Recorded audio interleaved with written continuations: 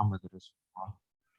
Allahumma sholli ala Sayyidina Muhammad wa ala ali Sayyidina Muhammad. Amma ba'du.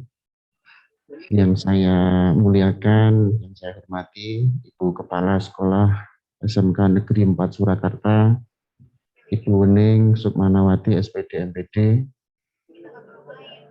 Yang saya hormati Bapak Ibu Guru Karyawan Karyawati SMK Negeri 4 Surakarta. Yang saya hormati dan saya tunggu-tunggu nanti tausiahnya dari Ustazah Nurmawati nggih Bu nggih, SS ya.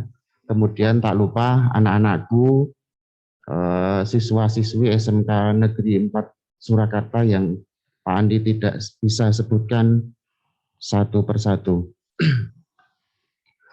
Pertama-tama marilah kita panjatkan puji syukur kepada Rabbilahi Robbi Allah Subhanahu wa Ta'ala, yang dimana kita pada pagi hari ini kita bisa berjumpa dalam Zoom ini ya, dalam rangka pembinaan karakter siswa muslim SMK Negeri 4 Surakarta dalam rangka Isra Mi'raj 27 Rajab 1443 Hijriah.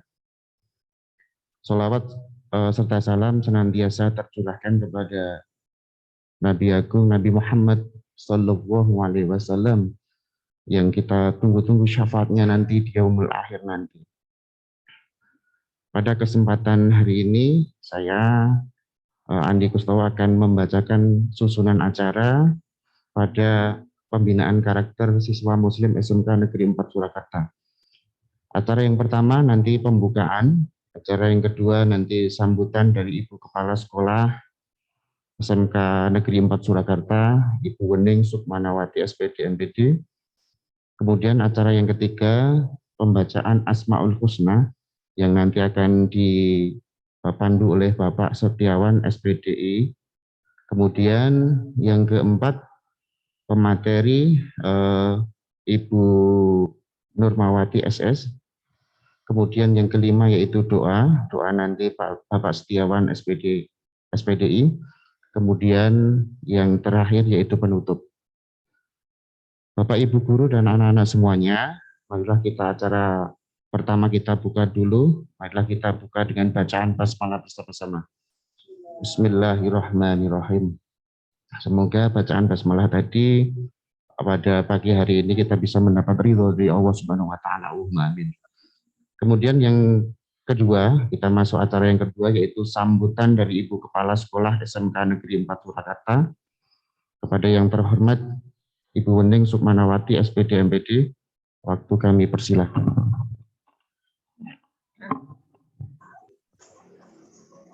Bismillahirrahmanirrahim. Assalamualaikum warahmatullahi wabarakatuh. Yang kami hormati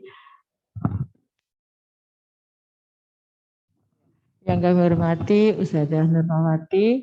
Beliau adalah pengajar dari SMA Nur Hidayah. Selamat datang di SMK Negeri 4 Surakarta, Ustazah. Yang kami hormati Bapak Ibu karyawan yang hari ini WFO dan WFA yang ada di Zoom. Silakan Bapak Ibu karyawan untuk mengisi link absensi ya, atau berkomentar di chat, nanti akan dibagikan oleh Pak Raffi. Bapak Ibu karyawan untuk mengikuti acara pada pagi hari ini. Kemudian yang saya sangat cintai dan sangat saya banggakan, anak-anakku kelas 10 dan kelas 12 yang hari ini kalian masih PJJ di rumah. Selamat melaksanakan PJJ ya. Semoga kalian bisa memanajemenkan kuota kalian sehingga insya Allah nanti di minggu depan kalian sudah mulai PTM lagi. Karena hari ini tim dari saya, tim manajemen sudah mengajukan usulan ke cabang dinas untuk mengusulkan kegiatan PTM kembali. Dan PTM akan digelar dengan siswa yang kita ajukan 30%. Nah, kepada anak-anakku, yang pertama puji syukur kita panjatkan kehadirat Allah Subhanahu wa Ta'ala bahwa alhamdulillah walaupun di tengah pandemi ini kita masih bisa berkaya, kita masih bisa beribadah, kita masih bisa belajar dengan kesempatan yang sudah diberikan Allah kepada kita ketika kita hidup di dunia. Yang kedua, salam dan salawat kita haturkan kepada junjungan Nabi besar Muhammad SAW yang insya Allah nanti kita menjadi pengikutnya yang setia hingga akhir zaman. Yang ketiga, saya ucapkan terima kasih kepada Ustazah Nurma yang hari ini akan mengisi pendidikan karakter yang ada di SMK Negeri 4 Surakarta yang setiap bulan kita laksanakan dengan tema-tema yang berbeda. Dan saya harap kegiatan hari ini ya kepada anak-anakku dan kepada Bapak Ibu wali kelas, juga Bapak Ibu guru agama untuk menginformasikan kepada anak-anak nanti kegiatan yang disampaikan oleh Ustazah Norma dibuat report atau ringkasannya. Reportnya dibuat yang bagus, boleh melalui Canva ataupun boleh melalui redaksinya yang bagus dan bisa di-tag di Instagramnya SMK Negeri 4 Surakarta atau lewat guru agamanya. Dan juga materi yang sudah kalian kerjakan di-tag di e-learning. Jadi nanti anak-anak tolong hari ini kegiatannya dimasukkan ke e-learning yang sudah disediakan oleh guru-guru agama kita untuk anak-anak mengisi itu di channelnya e-learning. Dan itu nanti akan menjadi nilai proyek tengah semester.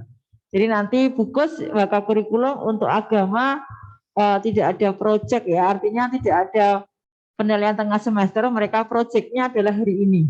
Sehingga nanti ketika ada penilaian proyek tengah semester, nanti anak-anak tidak akan melakukan kegiatan lagi. Jadi penilaiannya diambil dari penilaian proyek di tengah semester ini.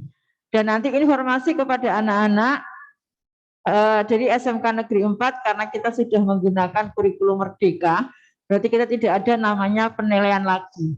Yang ada adalah tantangan dan proyek. Ya, nanti akan digelar proyek tengah semester dengan satu proyek yang nanti bisa dinilai oleh beberapa mata pelajaran. Jadi sekali kalian mengerjakan proyek sudah bisa dinilai dengan beberapa mata pelajaran. Nanti akan digelar oleh tim kurikulum. Juga hari ini kepada anak-anak yang sudah bergabung di agen Gerakan Sekolah Menyenangkan, hari ini kita akan ada kegiatan di ruang seni budaya sebanyak 30 siswa yang menjadi agen Gerakan Sekolah Menyenangkan. Hari ini akan menyusun rencana aksi atau action plan yang nanti akan kita gunakan di satu tahun yang akan datang untuk gerakan kita, yaitu Gerakan Sekolah Menyenangkan, mulai dari kita membuat kode etik dan kita mulai membuat cross teaching bersama dengan sekolah yang lainnya. Dan nanti akan kita bahas di seni budaya jam 9 lebih 30 gitu ya Pak Chandra nggih. Timnya 9.15. Kita akan bergabung di ruang seni budaya. Itu saja yang saya sampaikan. Anak-anak tetap di rumah. Jangan keluar dari rumah kalau tidak penting banget ya. Selalu pakai masker, menjaga jarak dan tetap cuci tangan. Jadi saya berharap anak-anak melakukan PJJ dengan di rumah dengan secara bagus karena untuk menanggulangi kalian supaya tidak banyak mobilitas keluar di sekolah. Nah, besok pagi acaranya adalah libur, jadi anak-anak bisa tidak ada PJJ. Saya berharap kepada Bapak, Ibu guru, karyawan, dan juga anak-anak tetap stay di rumah saja. Ya, kalau bisa latihan memasak bersama dengan anak-anak dan anak-anak kita, atau anak-anak juga latihan ini ya, kesempatan kita untuk berkomunikasi dengan orang tua kita. Tadi Pak Iwan mengatakan kayaknya kita itu kurang komunikasi ya Bu dengan anak-anak. Nah, besok pagi adalah kesempatan kita yang paling baik, kita nanti mengadakan semacam halakoh di rumah seperti itu Bapak Ibu ya. Anak-anak juga seperti itu. Saya berharap mari di era pandemi ini nanti Ustazah Nurma akan memberikan beberapa hal bagaimana kita menyikapi di era digital ini. Saya kemarin khawatir sekali kepada anak-anak semuanya bahwa ketika kita sudah membacakan makna la ilaha illallah, berarti semua tutur kata kita, semua gerakan kita, dan semua apa yang kita lakukan benar-benar harus bermakna la ilaha illallah. Kita harus bisa menjaga akhlak kita, akidah kita seperti itu. Jadi jangan sampai terpengaruh terutama anak-anak kelas 12 yang sebentar lagi kalian sudah lulus, harusnya kalian sudah punya mimpi-mimpi itu ya. Jadi jangan pernah tergelincir oleh pergaulan-pergaulan yang sudah tidak direstui atau sudah tidak menerjang dari norma-norma agama Islam. Jadi mari bersama-sama akidah di dalam hati kita kuatkan untuk menjalankan kehidupan kita yang berlandaskan dengan Islam. Laksanakan Islam dengan kafah. Jadi tidak pilih-pilih sing apik-apik wae tak laksanakan, tidak. Terima kasih, itu dari saya. Selamat kepada anak-anakku, tolong kepada Bapak Ibu wali kelas untuk mengingatkan anak-anaknya yang belum bergabung, dan tolong nanti anak-anaknya segera mengisi e-learning. Dan kepada Bapak Ibu guru agama, mungkin karena besok libur ya, sampai hari Jumat, Senin, Bapak Ibu harus mengoreksi terhadap kesimpulan yang sudah dituliskan anak-anak di e-learning. Dan diberikan feedback ya kepada anak-anak yang ada di situ, karena percuma kita memberikan tugas kalau mereka tidak kita beri feedback seperti itu.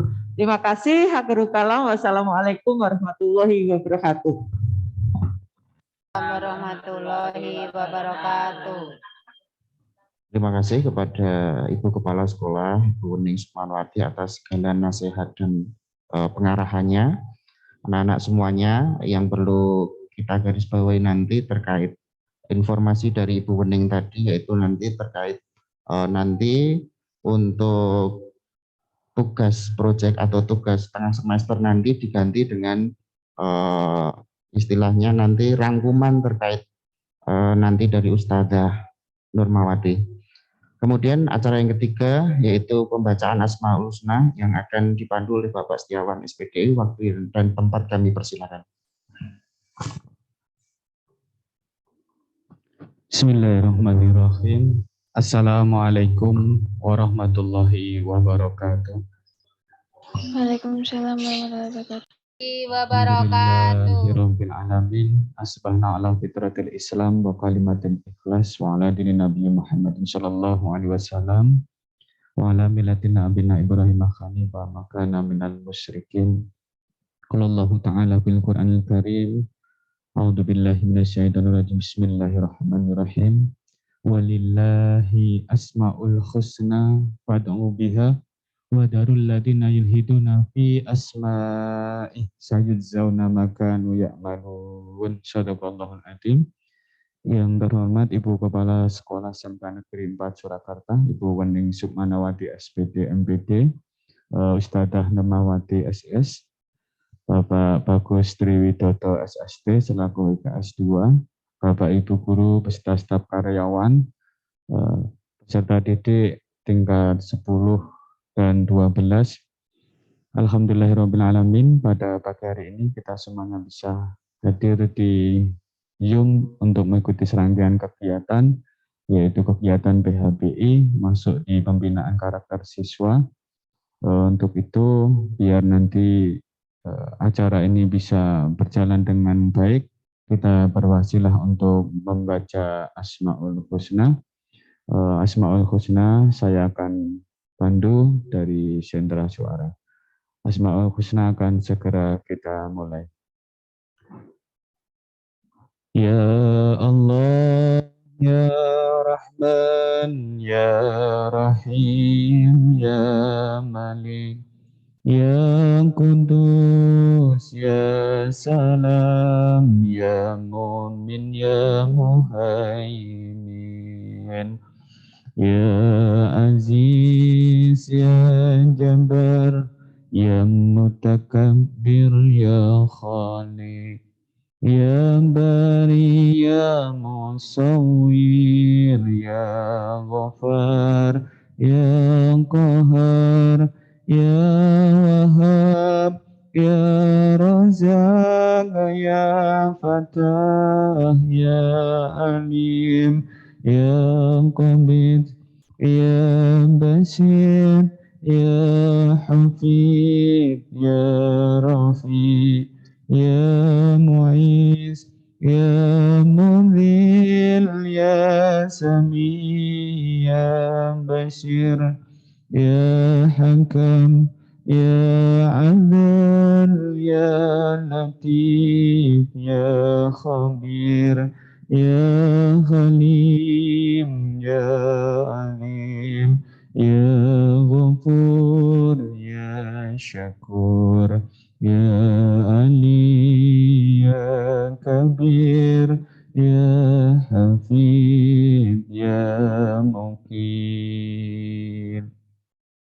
Ya Hasim, Ya Jalil, Ya Karim, Ya Rakim, Ya Mujib, Ya Wasi, Ya Hakim, Ya Wadud, Ya Majid, Ya Ba'is, Ya Syahid, Ya Haq, Ya Wakil, Ya Qawi, Ya Matin, Ya Wali, Ya Hamid, Ya Muhsin, Ya Mubadi'u, Ya Mu'in, Ya Muhyi, Ya Mumit, Ya Hayyu, Ya Qayyum, Ya Wajid, Ya Majid, Ya Wahid, Ya Ahad, Ya Samad, Ya Qadir, Ya Muqtadir, Ya Muqadim, Ya Muakhir, Ya Awal, Ya Akhir, Ya Zahir, Ya Batin, Ya Wali, Ya Muta'ali, Ya Bar, Ya Tawam, Ya Mutakim, Ya Afuq, Ya Ra'uf, Ya Malikal Mulki, Ya Dzal Jalali wal Ikram, Ya Musid, Ya Jami, Ya Ghani, Ya Mughni, Ya Mani, Ya Dhar, Ya Nafi, Ya Nur, Ya Hadi, Ya Badi, Ya Bagi, Ya Warid, Ya Rasidu, Ya Sabur. Walillahi asma'ul husna fa'adu biha wa darul ladina yulhiduna fi asma'i sajadzawna makanu ya'malun.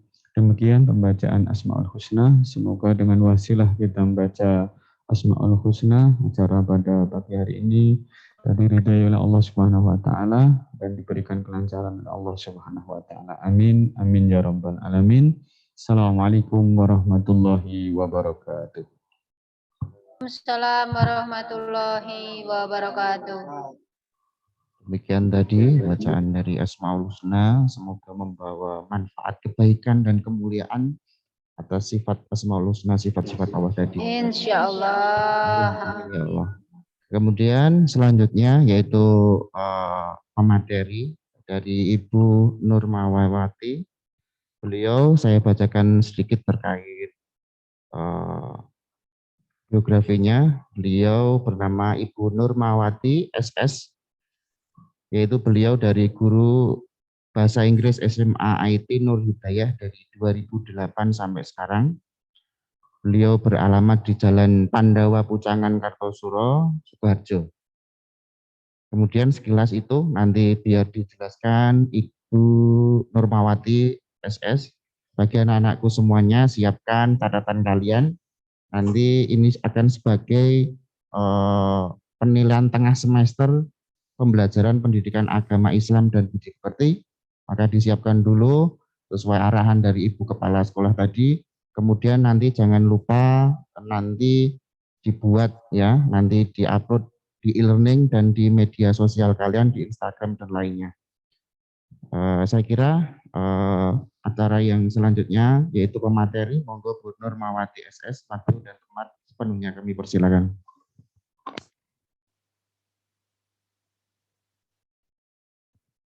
Bismillahirrahmanirrahim. Assalamualaikum warahmatullahi wabarakatuh. Yang kami hormati Ibu Wening selaku Kepala SMK Negeri 4 Surakarta.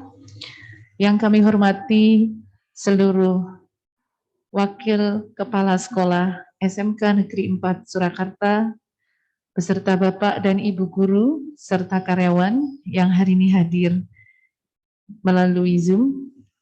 Kemudian yang saya cintai, siswa-siswi kelas 10 dan kelas 12 SMK Negeri 4 Surakarta, calon penerus bangsa ini, Masya Allah gitu ya. Alhamdulillah dari arsalahu bil huda wa dinil haq liyudhhirahu ala dini kulli wa kafa billahi syahida. Segala puji kehadirat Allah SWT. Pada pagi hari ini saya diberi kesempatan untuk berjumpa dengan keluarga besar SMK Negeri 4 Surakarta meskipun secara online. Semoga Allah memberikan keberkahan atas silaturahim ini. Semoga Allah memberikan kemanfaatan dari apa yang nanti insya Allah saya bagi. Insya Allah di sini saya berbagi saja dengan putra-putri kita semuanya. Ya. Semoga nanti apa yang saya sampaikan bisa memberikan kemanfaatan dan juga menjadi pengingat bagi saya pribadi sebagai orang tua, sebagai pendidik. Baik, yang kedua, salawat serta salam kita haturkan kepada baginda Rasulullah SAW, keluarga, sahabat, tabi'in, serta orang-orang yang istiqomah di jalannya. Semoga Allah menjadikan kita sebagai hamba yang kelak akan berjumpa dengan beliau Rasulullah SAW di surganya. Amin ya rabbal alamin. Terima kasih saya ucapkan kepada keluarga besar SMK Negeri 4 Surakarta yang sudah memberikan sebuah kepercayaan, sebuah amanah yang harus saya jalankan dengan baik pada pagi hari ini. Baik, saya sapa terlebih dahulu kepada Anda semuanya. Semoga semuanya semangat ya. Dan ini adalah, saya yakin anak-anak sekalian ini adalah apa istilahnya, generasi yang nanti akan menggantikan kita semuanya. Mohon maaf Bapak Ibu Guru, terlebih dahulu saya mungkin akan menggunakan bahasa-bahasa yang gaul gitu ya. Karena mau tidak mau kita berkomunikasi dengan generasi sentenial gitu ya bahasanya. Mereka yang lahir tahun 2000, prediksi saya ini anak-anak adalah anak-anak yang lahir tahun 2004-2005 ya. 2006 rata-rata usia ini. Maka ini adalah generasi sentenial gitu ya. Generasi yang mereka adiknya generasi milenial ya. Nanti ada generasi Z, maka ini adalah generasi sentenial yang hidup mereka, hidup kalian semuanya, dan alhamdulillah ini mungkin generasi saya, Bu Wening dan Bapak Ibu Guru di sini adalah generasi yang subhanallah mengalami berapa generasi dan sekarang harus mendidik generasi yang sangat jauh berbeda karakternya. Generasi sentenial adalah generasi yang mengalami yang namanya fusa era. What is sebenarnya fusa era ya. Nah, ini yang saya sampaikan di PPT saya, nanti mungkin bisa disampaikan bahwa sekarang ini mungkin kita sudah merasakan kita masuk pada sebuah masa di mana kita mengalami satu fusa, itu dari V, volatility kalau bahasa Inggrisnya. Fase di mana kita di sebuah fase yang gampang sekali meledak, gampang sekali menjadi viral, gampang sekali terjadi kegaduhan, kekisruhan, dan itu terjadi dan sangat mempengaruhi anak-anak kita di era 4.0 ini. Mungkin anak-anak juga ngerasa gitu ya, bahwa zaman kalian adalah zaman di mana informasi itu Masya Allah gitu ya. Kenapa? Kita berada di era abundant gitu ya. Era yang melimpah ruah informasi. Kemudian juga disebut dengan era disrupsi, di mana informasi itu mengacaukan banyak sekali, apa istilahnya, bahkan sangat mempengaruhi anak-anak sekalian.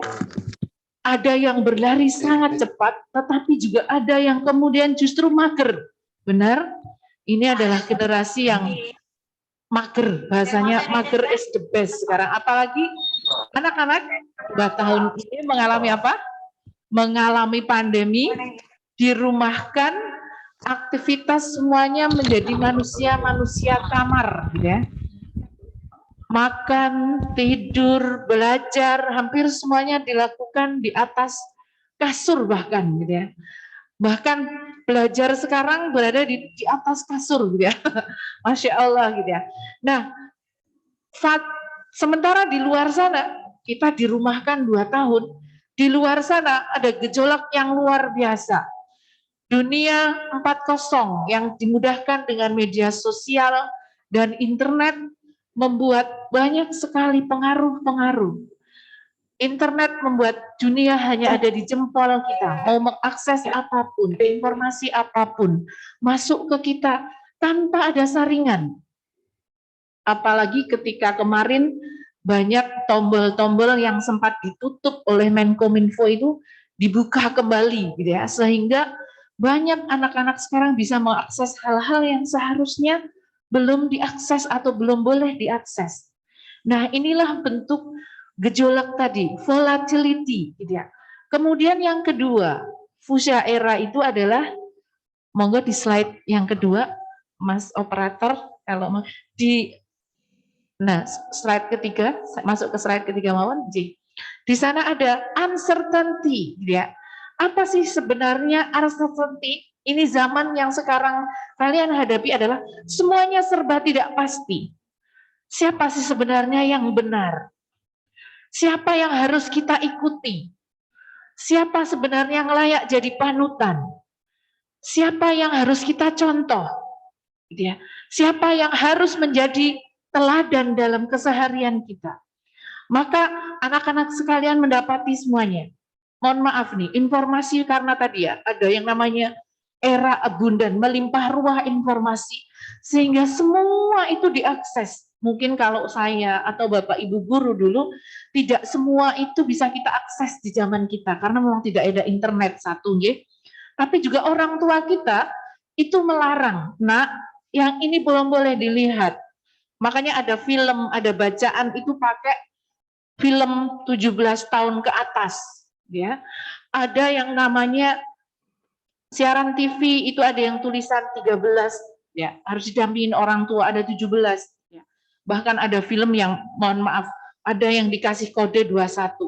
Pada saat ini, nun sewu menikah, Bapak Ibu guru juga mungkin nanti perlu tahu menikah, saat ini anak-anak menikah bisa mengakses apapun tanpa batas.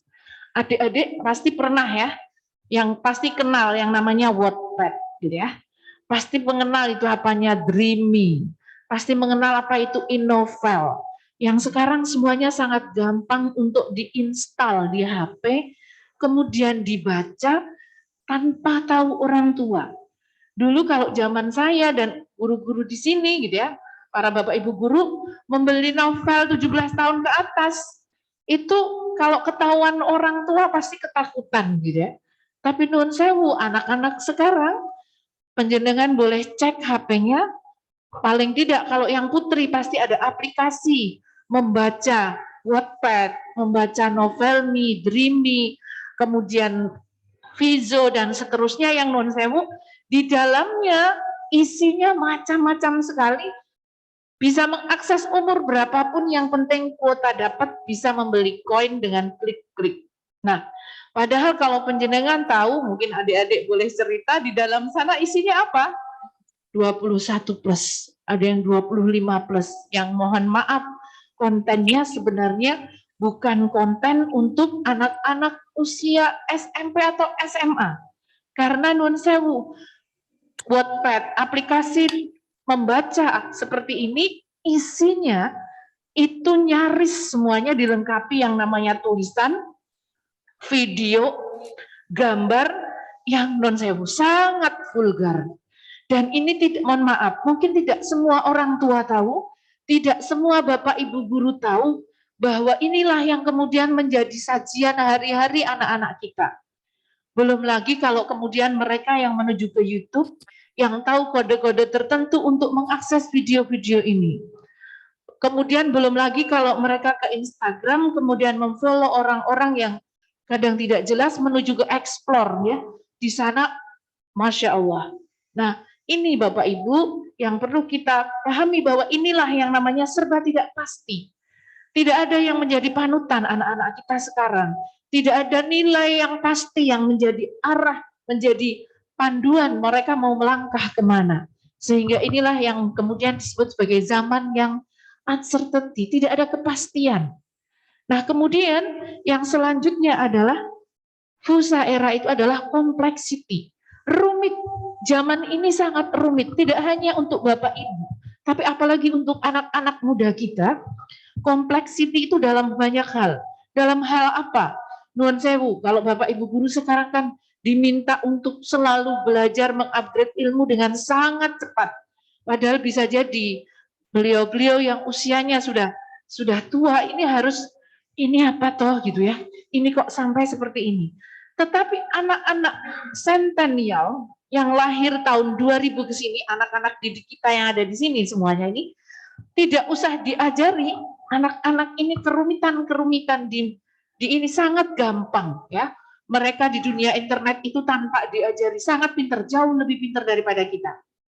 Yang disayangkan adalah tadi sekali lagi tidak ada norma, tidak ada nilai yang kemudian menjadi panduan atau arah yang jelas kemana mereka itu harus menuju. Nah kemudian yang selanjutnya adalah ambiguity. Anak-anak sekarang pasti tahu siapa yang punya akun TikTok, pasti hampir semuanya punya akun TikTok gitu ya. Coba direnungi, di TikTok itu adalah sebuah fenomena yang luar biasa. Facebook, Instagram, TikTok ini saling bersaing menaikkan rate untuk menjadi salah satu media sosial yang naik ya. Bahkan TikTok adalah sebuah fenomena baru yang dibuat dari Cina yang itu bisa mengalahkan Facebook ya, itu bisa bersaing dengan Instagram, bisa bersaing dengan YouTube. Bahkan sangat cepat sekali TikTok ini. Tetapi mari kita perhatikan, TikTok adalah sarana yang sangat gampang untuk menjadikan seseorang itu menjadi viral. Tanpa tahu apa sebenarnya isi TikTok itu sendiri. Apa kemanfaatan TikTok itu sendiri. Dan anak-anak sekalian, pasti banyak ya. Ada mboten Bu yang terlibat ikut punya TikTok dan bisa menjadi YouTuber gitu. Karena sekarang itu menjadi YouTuber itu gampang sekali, bisa dimonetize gitu ya. Jadi kalau punya akun YouTube, bisa punya akun TikTok, punya standar YouTube itu punya 1000 saja follower, subscriber, itu bisa dimonetize menjadi uang. Kemudian TikTok juga demikian. Ketika kontennya bisa dikunjungi sekian orang, maka dia akan bisa menjadikan itu sarana untuk meraih uang. Termasuk menulis dari tadi yang saya sebutkan di WhatsApp, di Wattpad, kemudian Dreamy, Novelmy, itu orang akhirnya menuliskan apapun tanpa batasan nilai, asal anak-anak itu suka. Dan sekarang itu yang membaca Wattpad. Wattpad menikah dari Kanada, dan nuwun sewu saya sudah pernah masuk karena saya juga pendidik dan saya tahu isinya.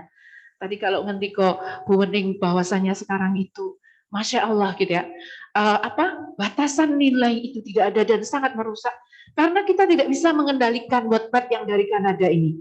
Dan isinya mungkin Bapak Ibu kalau misalnya mau melihat, boleh dipersani di sana, tidak hanya masalah hubungan seks yang sangat vulgar yang ditampilkan dalam bentuk tulisan dan gambar, juga ada bagaimana tulisan-tulisan itu di-rate, di ranking, dan yang masuk 10 besar itu non sewu, hampir semuanya adalah tulisan-tulisan berkonten porno dan juga berkonten LGBT, lesbi, gay, kemudian biseksual dan transgender. Dan ini menjadi sesuatu yang sekarang dinikmati oleh anak-anak kita.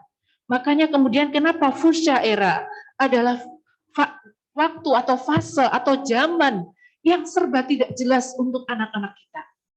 Kalau kita kembalikan kepada diri kita sebagai muslim ya, maka di sini bagaimana kita harus memiliki kunci menghadapi fusha era ini. Sebelum saya ke sana, saya akan menyampaikan bahwa di sini fusha era itu, bisa next slide, monggo Mas, next slide. Kunci menghadapi fusha era itu adalah pendidikan yang berkualitas yang pertama. Pendidikan yang berkualitas menikah apa? Gitu kan. Nah, sedikit saya cerita flashback tahun 2018. Saya pernah ke ke Thailand. Waktu itu saya ditugaskan sekolah untuk ke sebuah sekolah terbaiknya Thailand, terbaik nomor 3 se-Thailand. Sekolah menikah, sekolah ini anak-anak sekalian, sekolah yang di situ mereka mengajarkan 8 bahasa. Kemudian mengajarkan semua agama diberi tempat untuk beribadah. Waktu itu saya bertanya-tanya, kenapa kok Thailand sampai seperti ini? Kemudian mereka itu punya 4 prinsip yang sampai sekarang saya ingat sekali. 4 prinsip itu adalah yang pertama, setiap anak di Thailand yang bersekolah maka satu, ya, mereka harus believe to God, harus percaya pada Tuhan. Entah agamanya apa, mereka kasih kesempatan untuk menjalankan perintah agama. And then believe to King, karena mereka kerajaan, maka harus percaya kepada raja. Kemudian yang ketiga adalah respect to teachers, gitu ya, menghormati para guru, para pendidik. Kemudian yang keempat, mereka adalah menyayangi alam semesta. Nah, ketika saya ke sana, saya sempat berpikir sepanjang jalan itu yang terlintas di kepala saya, Thailand itu tidak ada seperenamnya Indonesia. Tapi berdasarkan ranking PISA, ranking dunia terhadap kualitas pendidikan di Thailand, Indonesia itu berada jauh di bawah Thailand. Ranking PISA tahun 2019, Indonesia ranking 2 dari belakang. Dari belakang itu kita ranking 69 dari 71. Dan di ASEAN itu Indonesia terendah. PISA itu mengukurnya dari kemampuan baca tulis, kemudian yang kedua matematika dan juga bahasa Inggris. Nah, di sini kalau kita hubungkan dengan, kenapa kok saya membandingkan Thailand tadi? Thailand itu punya program bahwa anak-anak Thailand itu harus menjadi dokter di usia di bawah 30 tahun. Jadi ketika saya ke sana berinteraksi dengan para dosen-dosen dan guru-guru di Hatia University itu, mereka adalah dokter-dokter yang masih sangat muda. Dan itu saya tanya waktu itu, mereka dikirim kemana setelah SMA? Mencari beasiswa ke Virginia, ke Amerika, kemudian ke Oxford, kemudian ke luar negeri. Dan itu disupport oleh negara. Prinsip Thailand adalah kalau Thailand ingin maju, maka yang pertama harus dimajukan adalah pendidikannya. Maka di situ pendidikan yang berkualitas inilah yang dikejar oleh bangsa Thailand. Dan pendidikan yang berkualitas itu ternyata justru adalah diawali dari keyakinan kepada Allah, kepada Tuhan. Kalau bahasa mereka, kalau kita sebagai Muslim, otomatis pendidikan yang bagus itu adalah ketika seseorang itu justru memiliki keyakinan yang kuat kepada agamanya sendiri. Sebenarnya saya punya video bagus yang itu diungkapkan seorang rapper dari Eropa yang kemarin menyatakan, saya seorang Kristen Ortodok, dia seorang Kristen Ortodok dan dia rapper, tetapi jika saya harus mengajukan agama yang paling mau memahami, isinya paling lengkap, maka Islam yang saya ajukan. Orang yang ngomong ini adalah seorang rapper yang di situ dia sepatonya di mana-mana. Waktu dia diwawancara, semacam kayak acaranya Deddy Corbuzier gitu, ditanya kenapa Anda mengajukan Islam? Kemudian kenapa Anda mengajukan Islam sebagai agama yang Anda sendiri, bukan seorang Muslim? Karena orang-orang Islam itu orang-orang yang agamanya tidak rela dihinakan. Berarti dia adalah orang-orang yang memiliki harga diri, memiliki kehormatan. Bagaimana mungkin seseorang itu memiliki sebuah karakter kalau dia sendiri tidak memiliki keyakinan yang kuat? Artinya apa? Ketika menjadi seorang Muslim, dia menjadi apapun, maka harus diawali dari sebuah karakter keyakinan kepada Tuhan itu juga kuat. Maka sebenarnya kalau didefinisikan, bahkan kalau kita hubungkan dengan agama Islam, adik-adik, toleransi itu di dalam Islam sudah mendarah daging. Di dalam surat Al-Kafirun, gitu ya, Allah berfirman, gitu ya, toleransi itu adalah ketika kita menjalankan agama kita dengan baik, dan kita juga membolehkan, bahkan membiarkan orang lain menjalankan agamanya dengan baik. Bukan kemudian kita mencampur adukkan agama kita dengan agama yang lain. Kebetulan saya bertetangga, depan saya itu adalah, dari saya punya rumah di Kartasura itu, tetangga saya adalah Dewan Gereja. Beliau memperkenalkan kepada saya, kebetulan beliau adalah Chinese, Nowo ya, Cina Jawa, pasangan beda agama, beda ras, ya, beda suku ya. Dan beliau itu yang putri kebetulan juga serumah beda-beda agama. Jadi kalau penjenengan tahu adik-adik, itu ada kerukunan yang luar biasa. Saya kalau pergi kemana-mana, karena rumah saya kebetulan cuma berempat, depan rumah saya beliau itu, kita juga ngoleh-ngolehin biasa, gitu ya. Kemudian saling mengantarkan makanan, gitu ya. Bahkan beliau tahu kenapa saya katakanlah belum pernah masuk ke rumahnya kecuali PKK, gitu ya, karena beliau anjingnya gede-gede gitu ya. Anjingnya gede-gede dan beliau tahu kalau muslim nggak boleh pegang anjing. Kenapa? Ibunya ini punya adik-adik yang non saya. Ibunya tuh berjilbab kayak saya. Jadi kalau misalnya adiknya datang ke rumah itu belum dibuka tuh pagernya langsung gini, anjingmu udah aman belum? Ya. Sebentar. Jadi beliau itu toleransi di rumahnya sampai seperti itu. Sebentar, saya amankan semuanya. Jadi baru beliau adik-adiknya itu masuk. Nah ini contoh. Nah di sini ketika pendidikan itu berkualitas, ketika kita semuanya memiliki keyakinan yang baik kepada agama kita, kepada Allah, maka itu akan membuahkan pribadi-pribadi yang kuat. Kemudian yang kedua, otomatis di sini pendidikan yang berkualitas ini kaitannya dengan pendidikan agama yang benar, maka akan membentuk kepribadian yang kuat dalam beragama, kokoh, taat, dan toleran. Dan inilah sebenarnya kunci dari Fusha Era. Kemarin saya mengikuti sebuah training yang diisi oleh apa istilahnya orang-orang yang expert di dunia bisnis, mengatakan begini, jangan pernah dikira dengan era internet seperti ini, di dalam era Fusha yang kayak gini, kemudian justru orang-orang itu bisa sakar PDW. Misalnya fenomena anak-anak ini, Bapak Ibu dan juga anak-anak, monggo bening. Jadi ada sebuah kondisi di mana anak-anak kita itu main media sosial itu luar biasa, membuat banyak sekali akun-akun fake yang digunakan non sewu ya. Kalau bahasa yang ramai di luar itu kan ada, di negara kita ada istilah, meskipun itu bukan apa-apa ya, ada istilah booster sampai ada seperti itu. Itu karena apa? Karena orang itu mengalami yang namanya imigran digital, di mana belum pernah mengalami internet, tetapi begitu pandemi kemarin, perlu diketahui ada sudah masuk 75% penduduk Indonesia menikah masuk ke dunia internet. Padahal sebelumnya Indonesia itu belum sampai situ. Artinya apa? 2 tahun kemarin terjadi pemaksaan dalam tanda titik, dalam tanda kutip, pemaksaan untuk semua orang menuju ke internet, sementara bekalnya belum kuat. Jadi jangan kaget adik-adik kalau kemudian ada orang yang mohon maaf ingin viral kemudian melakukan apa? Ingin viral melakukan apa-apa. Mungkin kadang-kadang kita yang batin, kenapa sih orang harus begitu biar terkenal gitu ya? Kenapa sih? Mungkin ada yang kemarin ramai gitu, mohon maaf yang mungkin saya juga agak menyayangkan gitu ya. Sampai melakukan sebuah kebohongan publik, mengaku kuliah di Harvard misalnya atau di mana yang ternyata sekarang itu tidak bisa bohong. Orang itu tidak bisa main media sosial dengan sembarangan karena jejak digital itu tercatat.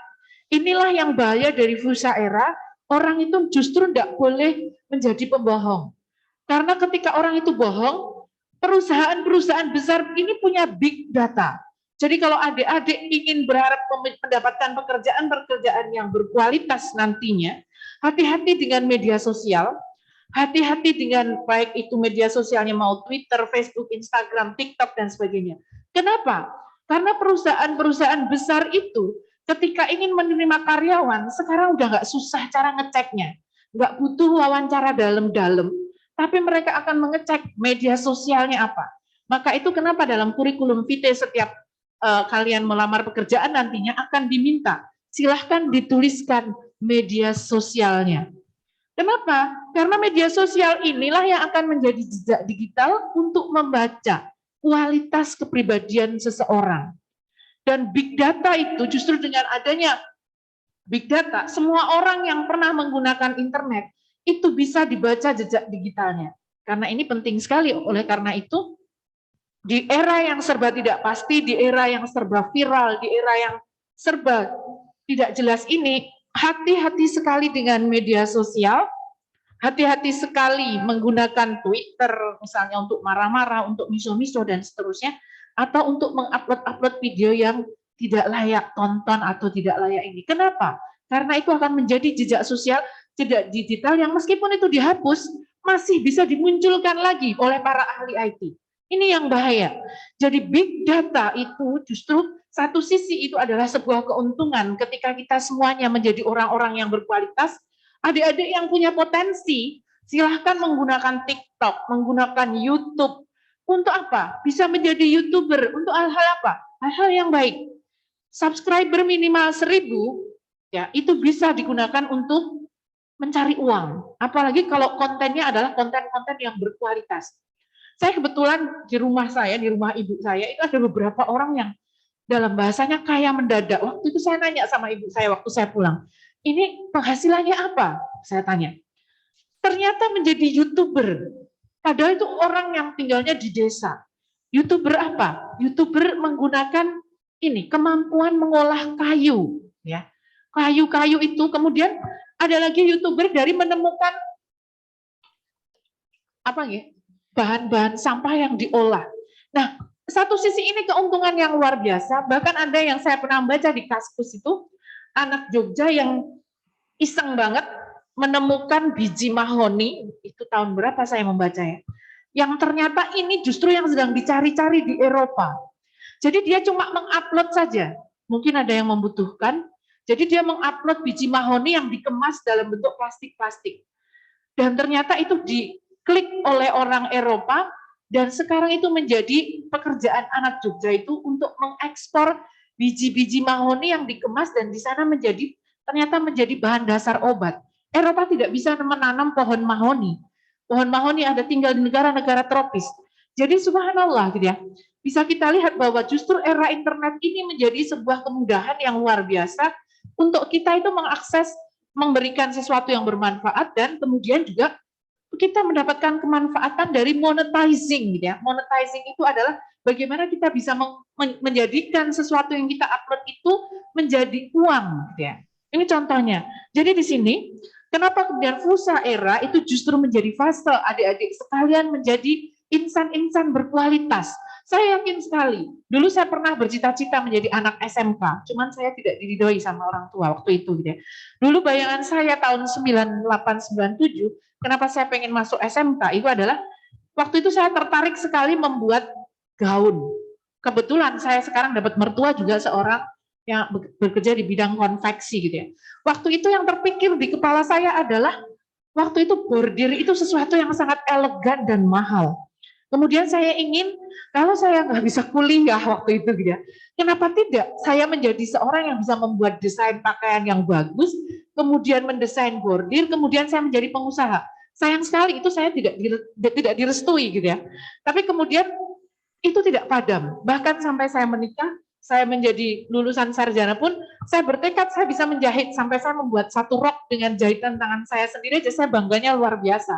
Apalagi adik-adik yang ada di sini gitu ya, dengan jurusan yang luar biasa, mendesain macam-macam. Sekolah ini sudah terkenal, sebelum saya ke sini pun saya sudah pernah mendengar ya, bahwa SMK 4 adalah gudangnya desainer-desainer muda, anak-anak putri yang subhanallah, dan itu terus terang, itu bagian menjadi sesuatu yang saya suka dengan sesuatu yang rapi, saya suka dengan baju yang cantik, ya, yang elegan. Bahkan kemudian itu yang kemudian sempat saya sampaikan ke murid-murid saya di SMA.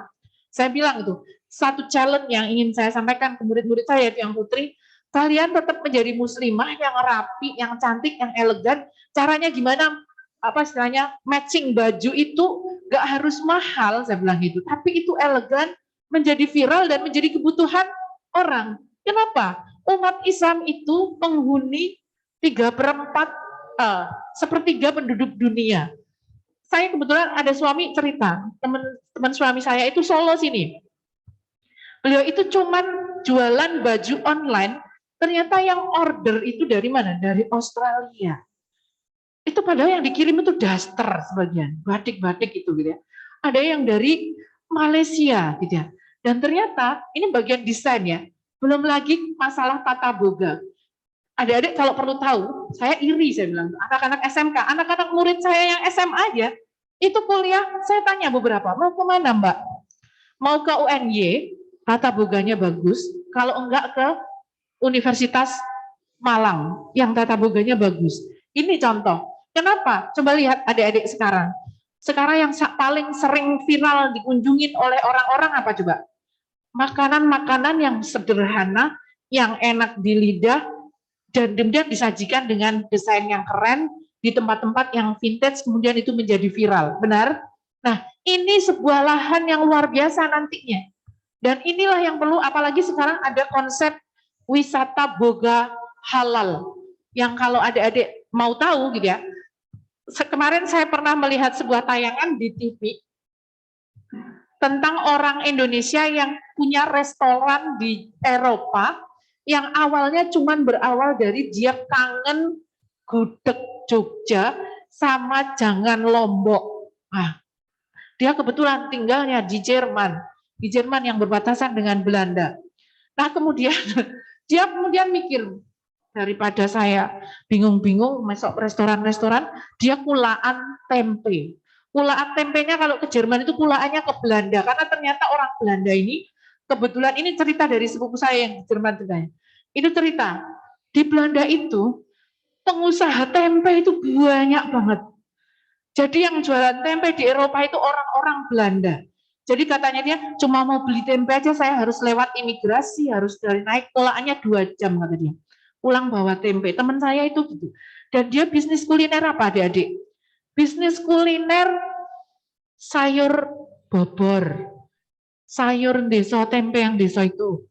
Kemudian itu cuman rasanya sama, kemasannya aja yang berbeda. Nah ini menurut saya inilah peluang adik-adik sekalian yang berada di vokasi, yang diberikan ilmu dan modal yang justru menurut saya anak-anak vokasi itu jauh lebih bisa survive di luar nantinya sambil kuliah. Meskipun tidak kuliah, sudah ada apa? Skill. Karena ternyata kunci menghadapi future era itu adalah salah satunya skill. Kemampuan untuk memiliki sebuah keterampilan ya, untuk melakukan banyak hal.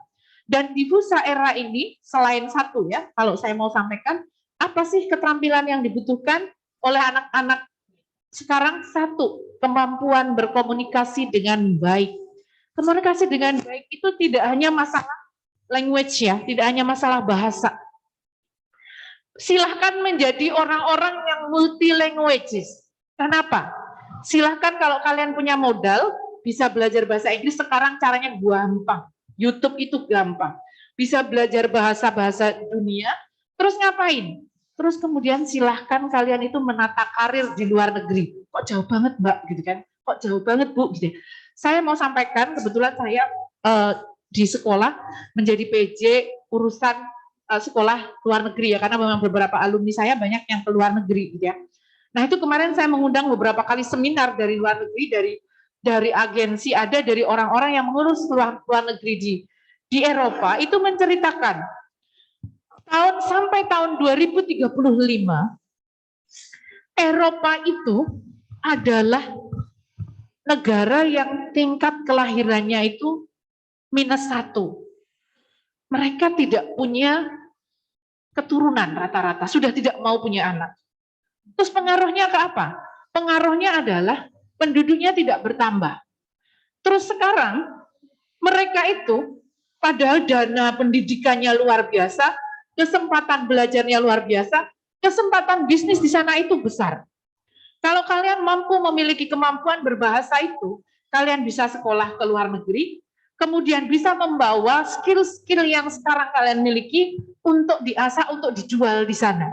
Kalau kalian bisa bahasa Spanyol, bisa menjual aneka snack-snack atau aneka makanan khas Indonesia, itu bisa dibawa ke sana. Ada contohnya, banyak sekali. Silahkan mencari video-video bagaimana orang Indonesia memiliki skill menjahit, skill apa istilahnya memasak. Ya, contohnya siapa? Mungkin kalau kemarin yang terkenal siapa tuh? Juna ya. Juna itu juga sebenarnya awalnya Juna itu bisa memasak, kemudian dia ke sana, sudah sempat menikah dengan dokter, tapi cerai, dokter sana, balik lagi ke sini, Apa yang dijual? Juna, skill memasaknya. Kemudian siapa lagi yang perempuan itu? Saya lupa namanya. Yang dari Amerika itu, actionnya dia Amerika banget tapi orang Indonesia. Farah Queen contohnya. Nah sekarang, dulu nggak ada orang punya skill memasak itu bisa famous gitu ya. Bisa jadi orang yang viral. Coba sekarang, kontennya Farah Queen, berapa pengunjungnya? Kontennya Juna, berapa pengunjungnya? Artinya dengan Fusa Era, dengan fasilitas ini, adik-adik bisa melakukan sebuah lompatan-lompatan tadi, sebuah ledakan-ledakan yang positif, yang bisa diambil oleh orang, bahkan adik-adik dapat manfaatnya dari sisi keuangan. Ini yang perlu kita buka, ini yang perlu kita contohkan kepada anak-anak sekalian ini, bahwa internet dengan segala isinya itu bukan berarti itu tidak ada pintu untuk kesuksesan. Justru itu pintu kesuksesan. Kalau bisa yang tidak bagus kita tinggalkan. Sayang banget kalau kita punya kuota hanya untuk mengakses, misalnya, mohon maaf ya, game misalnya, atau misalnya untuk konten yang tidak berkualitas. Nonton film bolehlah sesekali, tapi jangan film melulu. Coba ambil konten-konten yang bisa mengarahkan anak-anak sekalian ini menjadi pribadi-pribadi yang luar biasa. Karena di luar negeri itu sekarang, YouTuber itu usia-usia anak SMA, anak-anak kuliah, mereka sudah punya duit dari konten-konten mereka, seperti contohnya ya, Nas Daily dia. Nas Daily itu sebenarnya awalnya dia YouTuber yang biasa-biasa aja. Tapi karena dia kreatif dia, kemudian Nas Daily itu menjadi YouTuber yang luar biasa dan duitnya ya Masya Allah dia. Bisa nggak kira-kira kita ke sana? Bisa. Tinggal kita mau belajar menyiapkan atau tidak. Nah inilah keuntungan Fusa Era. Kemudian bagaimana cara kita menghadapi Fusa Era? Mungkin bisa lanjut Mas untuk slide-nya. Yang pertama, sebagai muslim gitu ya, ketika kita menghadapi volatility atau pergolakan di zaman di luar sana, maka kita sebenarnya diajari sebagai muslim itu fleksibel. Muslim itu adalah pribadi yang tenang dan fleksibel. Kenapa kita tenang? Karena kita itu memiliki keyakinan, memiliki rukun iman, iman kepada Allah, iman kepada malaikat Allah, iman kepada Al-Quran, iman kepada qada dan qadar, iman kepada takdir. Kalau ada sesuatu yang sangat ribut di dunia sana, di luar sana, terutama karena media sosial misalnya, maka muslim itu menyikapi dengan tenang, dengan fleksibel. Kita tidak menjadi orang yang reaktif ketika melihat sesuatu, tetapi kita menjadi orang yang fleksibel. Kita kembali kepada agama, dan kemudian kita lihat, apa sih sebenarnya Islam itu mengajarkan kepada kita ketika kita melihat berita yang simpang siur. Maka kita akan kembali ke surat Al-Hujurat bahwasanya, hati-hatilah, kita tetap harus berhati-hati, siapa yang membawa informasi kepada kita itu valid atau tidak. Makanya sebenarnya penting sekali mengajarkan kepada anak-anak kita, adik-adik sekalian, ketika bermedia sosial jangan sampai kita menjadi orang yang gampang sekali bereaksi ya di dunia maya. Sampai kemarin sempat ya, netizen Indonesia itu digelari sebagai netizen terjulit di dunia ya, karena waktu itu membuli artis Korea gitu ya. Artis Korea yang jadi antagonis dalam perannya, kemudian orang Indonesia nggak suka. Ternyata yang menyerang komen di wall-nya si artis itu adalah orang Indonesia semuanya. Masya Allah gitu ya. Kenapa harus seperti ini gitu ya? Padahal itu cuma film gitu ya. Padahal disinilah ketika kita menemukan pergolakan di luar sana. Di dunia maya ya. Karena anak-anak kita itu sebenarnya sekarang dunianya itu lebih banyak di dunia maya daripada di dunia nyata. Maka di sini adik-adik sekalian, ingatlah bahwa dengan segala pergolakan yang ada di luar sana, kita kembalikan kepada diri kita sebagai seorang muslim, ini benar nggak sih? Gitu ya. Islam tuh ngajarin kita kayak gini nggak sih? Misalnya kita nyinyir, gitu ya, kita julid, gitu ya, kemudian kita berantem di media sosial misalnya. Itu nggak penting, penting kita tinggalin, mending kita nyari duit ya, buat hidup yang berkualitas gitu ya, daripada kita berantem di dunia mana ya, istilahnya begitu. Nah ini contoh, kenapa kemudian pergolakan yang ada di luar itu kita hadapi. Kita tidak kaget dengan teknologi yang sangat cepat, tetapi kita juga tidak ketinggalan, bukan menjadi orang yang kuno. Maka itu adik-adik silahkan menjadi orang yang update. Saya yakin banget nih anak SMA itu sangat update. Sangat cepat belajarnya, tetapi ambil yang bermanfaat. Terus terang kemarin waktu saya ngobrol dengan beberapa orang yang bertanggung jawab terkait dengan studi di Eropa itu menyatakan, bayangkan coba adik-adik, Eropa itu, mereka itu bedanya sama Indonesia, membuka sekolah SPP kuliah di Eropa itu, di Italia, itu cuma 1,5 juta rupiah. Di Turki itu juga dengan demikian. Bahkan di Jerman, kedokterannya Jerman itu gratis. Dan itu bisa diakses, syaratnya cuma satu. Memiliki sertifikat B1 bahasa Jerman, kemudian lulus tes. Lulus tesnya itu di Jerman, kalau di sini SBMPTN misalnya, adik-adik cuma boleh milih 2 ya. Tapi di Jerman, 1 kali tes bisa memilih 25 universitas di Jerman. Dan ini free. Dan ternyata beasiswa di luar negeri itu, Masya Allah, sangat banyak sekali. Kenapa kok saya cerita ini? Karena kebetulan tadi ya, saya PJ urusan luar negerinya, studi lanjutnya anak-anak, kemudian ada beberapa ponakan saya yang juga di luar negeri itu cerita, jauh sekali kondisi. Kebetulan ada satu ponakan saya yang tinggal di Jepang, yang dapat beasiswa dari Max ya. Dari Max itu satu beasiswanya 18,5 juta. Sementara dia hidup di Jepang itu cuma butuh 14 juta. Jadi sisanya itu dia bisa saving. Ini contoh gitu ya. Kenapa kemudian saya bilang dengan segala pergolakan dunia ini keuntungannya ke adik-adik sekalian itu bisa kemana-mana. Bahkan studi-studi keluar itu bukan sesuatu yang mustahil pada saat ini. Karena itu ini apa ya, dengan kondisi pergolakan yang seperti ini jadilah manusia yang fleksibel. Menjadi muslim itu fleksibel itu bukan berarti kemudian saenak dewe, bukan. Tetapi kita bisa menghormati perbedaan, kemudian kita juga bisa dimanapun itu hidup. Dimanapun kita hidup, tetap aja kita menjadi orang yang baik. Insya Allah dimanapun kita ketika menjadi orang yang baik, itu akan memudahkan kita dan kemudian diiringi kita menjadi orang-orang yang senantiasa belajar. Itu akan dimudahkan untuk melakukan banyak hal. Yang kedua, bagaimana kita menghadapi fusaira adalah beralih dari uncertainty, ya uncertainty, kurang saya nulisnya tadi ya, ketidakpastian ya, ke memahami. Kalau di luar sana adik-adik lihat, ketidakpastian itu banyak. Misalnya, kayak pandemi ini kapan akan berakhir, kita nggak tahu gitu ya. Terus kemudian kalau kita melihat lagi, uncertainty itu adalah, ini sebenarnya fenomena apa toh ya? Kok ada kayak gini di sana, ada kayak gini di sini, kemudian seperti ini itu kan serba tidak pasti buat kita. Maka kita menyikapi hal ini sebagai muslim itu adalah Islam itu mengajarkan kepada kita kepastian. Kepastian apa? Bahkan dari pintu sebelum kita masuk Islam aja, syahadat itu sudah pasti. Syahadat itu kan asyhadu alla ilaha illallah. Saya bersaksi tidak ada Tuhan selain Allah. Wasyhadu anna Muhammadar Rasulullah. Dan kemudian saya juga bersaksi bahwa Nabi Muhammad itu sebagai utusan. Ini adalah sesuatu yang pasti. Kenapa? Justru dengan kepastian ini Tuhan kita siapa, kemudian ini adalah Nabi kita, itulah kepastian. Mungkin saya sedikit cerita. Saya pernah berinteraksi 3 bulan dengan seorang mu'alaf asli Prancis. Tadi sebenarnya mau saya sertakan fotonya ya. Cuman saya belum izin ya sama yang punya. Namanya itu Laura Selma Frasche. Dia adalah seorang Prancis asli. Yang ini saya cerita sedikit kisahnya, nanti bisa diambil hikmahnya. Selma ini dulunya tidak beragama. Dia terlahir dari pasangan, bukan menikah. Pasangan yang 26 tahun tinggal serumah, itu biasa di Eropa ya. Kemudian punya anak dia. Nah kebetulan pada usia, dia sebenarnya kalau bahasa saya sangat cantik, mirip-mirip Celine Dion ya, kalau ada yang kenal Celine Dion adik-adik ya. Tapi ternyata kata dia, saya nggak cantik kalau versi orang Perancis. Dan kemudian membuat dia tidak percaya diri. Ketidakpercayaan diri seorang Selma itu membuat dia mencari-cari Tuhan, mencari-cari agama.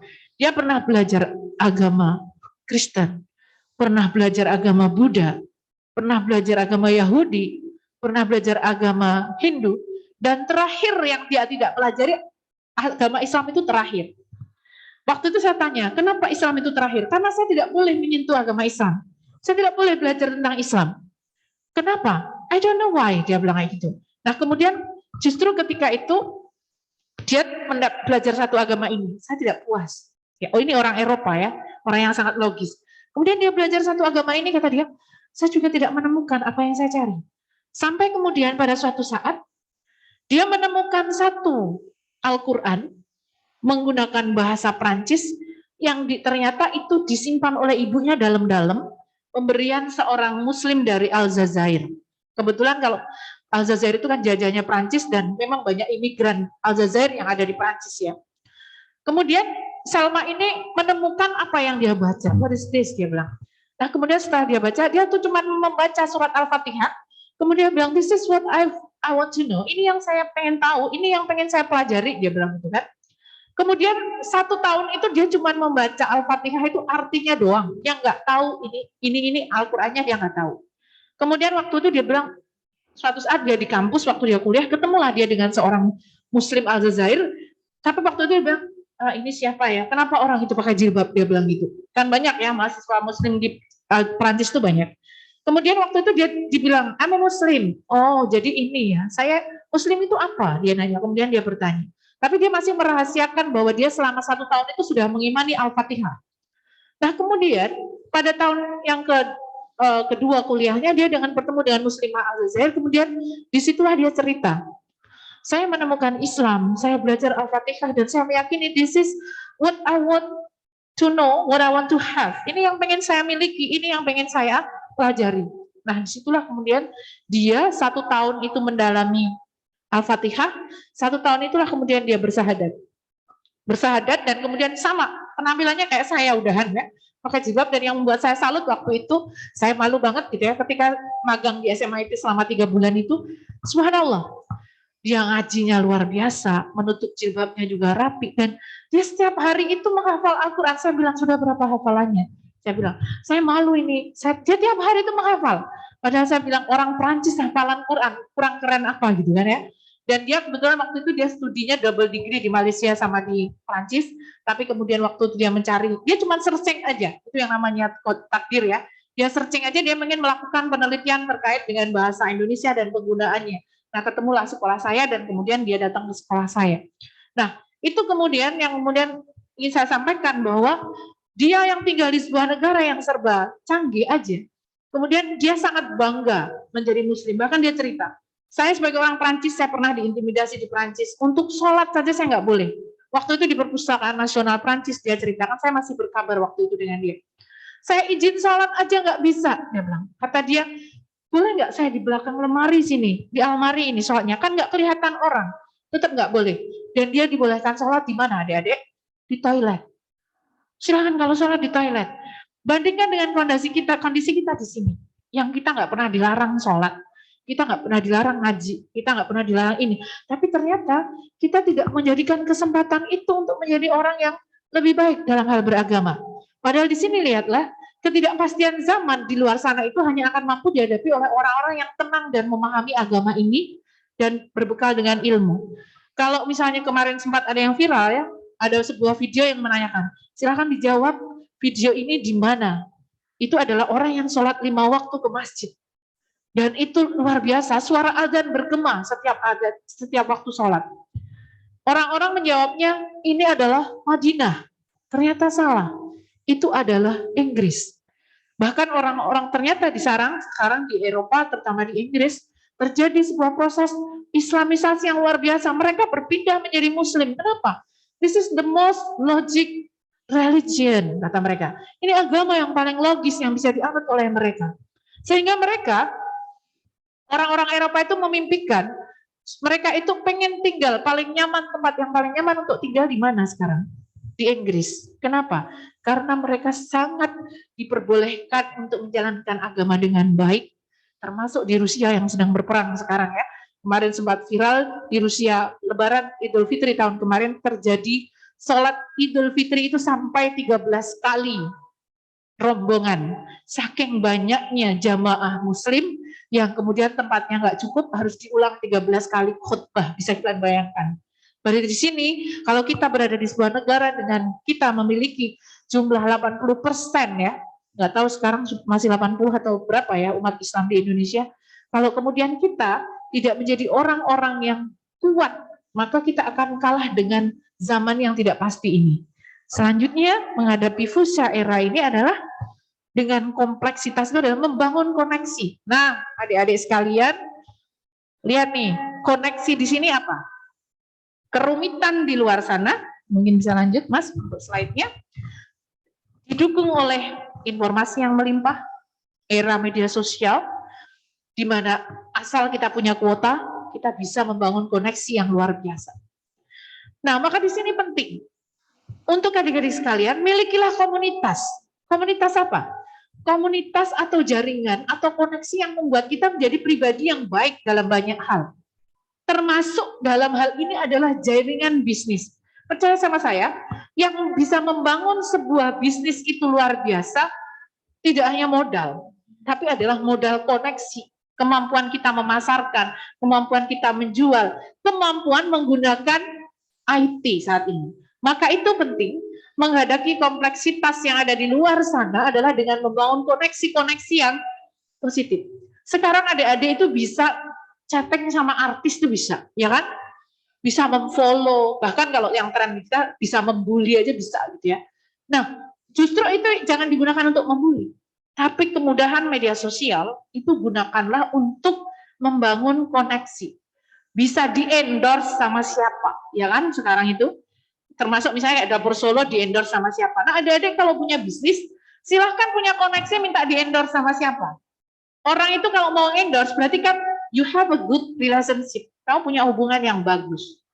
Mana mungkin orang mau endorse seseorang kalau dia nggak punya hubungan yang bagus. Maka itu di era yang seperti ini, yang paling penting untuk dilakukan adalah bangunlah koneksi yang bagus dengan siapapun, kenal nggak kenal. Saya jadi ingat, ada teman saya yang bisnisnya saya tanya, kok bisa ngirim pakaian keluar-luar gitu? Kok bisa kirim-kirim ini? Kok gampang banget? Awalnya kenalnya dari mana? Facebook. Kebetulan saya ini punya apa ya, semacam kayak penerbitan ya, bersama teman-teman. Itu teman-teman Maya. Awalnya saya punya komunitas menulis di Facebook, membuat karya, dan ini semuanya kebetulan saya ada yang pernah ketemu. Memang ketemu itu karena kita sama-sama event dari Kemendikbud ya, sama-sama menulis waktu itu. Nah ini menjadi sebuah koneksi buat saya membangun tulisan melalui apa? Melalui komunitas online. Kemudian kita bisa menjual buku secara online.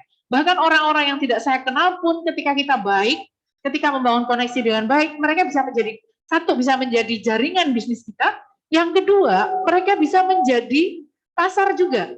Maka penting adik-adik, kita memiliki good attitude, good behavior di dunia media sosial. Karena dengan kita memiliki good attitude, good behavior, bisa jadi apapun yang kalian ini bisa menjadi produk dan bisa menjadi bisnis. Nah, ini dia. Jadi menghadapi fuchsia era itu jangan takut, tapi yang penting adalah strateginya. Kemudian yang terakhir menghadapi fuchsia era, mengatasi ambiguity adalah ketidakjelasan. Maka next slide, monggo Mas, dengan kita memiliki agility, agile, kelincahan. Nah, perhatikan nih, mungkin saya akan sedikit flashback. Islam itu agama yang sangat fleksibel. Agama yang datang pada zaman kegelapan pada saat itu, dalam sirah itu disebutkan bahwa ketika Rasulullah datang, itu kemaksiatan di zaman itu luar biasa. Nauzubillah min dzalik. Bahwa perempuan, ini mohon maaf ya, saya nggak mau cerita tentang perempuan, adik-adik juga banyak yang perempuannya. Perempuan di zaman jahiliyah itu tidak beda dengan sekarang. Ada lokalisasi, gitu ya. Di zaman Rasulullah itu, yang namanya perzinahan, itu sebelum Rasulullah itu sudah biasa. Zaman jahiliyah. Bahkan kemudian mereka bisa berzina dengan siapa dalam satu malam, kemudian bisa mengibarkan bendera saat mereka sudah hamil, memilih saya berzina dengan ini, sekarang saya hamil dan saya memilih ini suami yang menghamili saya, padahal belum tentu itu yang menghamili dia. Sampai seperti itu gitu ya. Itu adalah contoh bagaimana rusaknya zaman jahiliyah itu. Jadi kalau sekarang mohon maaf ya, kita menemukan berita setiap hari yang sangat menyedihkan, bayi-bayi yang dibuang, yang dibungkus kardus ditaruh di mana, yang di sungai, yang dibunuh. Sedih, terus terang saya sedih. Nauzubillah, jangan sampai kita. Itu di zaman Rasul berapa abad yang lalu, 1600 tahun yang lalu sudah terjadi. Bahwa bayi-bayi perempuan itu dibunuh, tidak diharapkan, kemudian dibuang, sekarang terulang, bukan? Nah, kemudian apa solusi dari kerusakan zaman itu? Di zaman Rasulullah itu, waktu itu di zaman di mana ada imperium. Imperium itu semacam negara-negara adidaya ya, seperti Amerika, Rusia sekarang, maka di zaman Rasulullah itu sudah ada. Ada imperium Romawi, ada imperium Persia yang peradabannya luar biasa, tetapi mereka meninggalkan agama.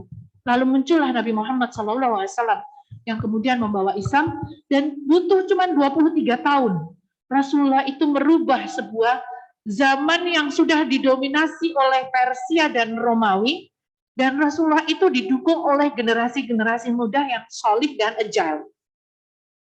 Kok solih? Iya, ada Ali yang berislam dari 7 tahun, yang membela Islam dari umur berapa? Umur 17 tahun dia dikirim kemana-mana.